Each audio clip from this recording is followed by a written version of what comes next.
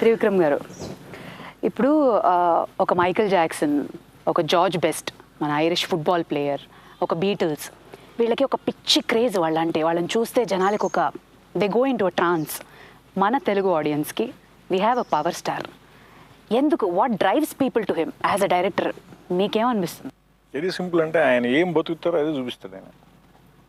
ఇప్పుడు మీరు మామూలుగా ఇందా నుంచి ఇంటర్వ్యూ చేస్తున్నప్పుడు కూడా చూసారు కదా, ఏమి ఫేక్ చేయరు. అంటే ఇప్పుడు అలా అతతో చేస్తున్నాడు అంటే నేను ముందు బాగా థింక్ చేశానండి, 2 రోజులు రాత్రులు పడుకోకుండా నేను బాగా ఆలోచించి వర్క్ ఇలాంటివి చెప్పలేను, నాకేం తెలియదు వచ్చి చేసేసాను.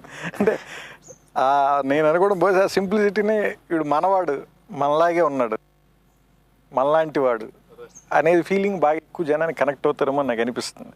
అందుకనంటే నాకు తెలిసి కృష్ణశాస్త్రి గారు మాట చెప్పారు ఏంటంటే, నాయకుడు ఎలా ఉండాలి అంటే, కవి కానీ నాయకుడు కానీ ఎలా ఉండాలంటే గుంపుతో నడుస్తూనే ఉండాలంటే, కానీ గుంపు కంటే 4 అడుగులు ముందు ఉండాలంటే. 40 అడుగులు ముందు ఉంటే గుంపు ఏమనుకుంటుంది వాళ్ళు కనపడదు, గుంపుకి వాడు కనపడ్డు.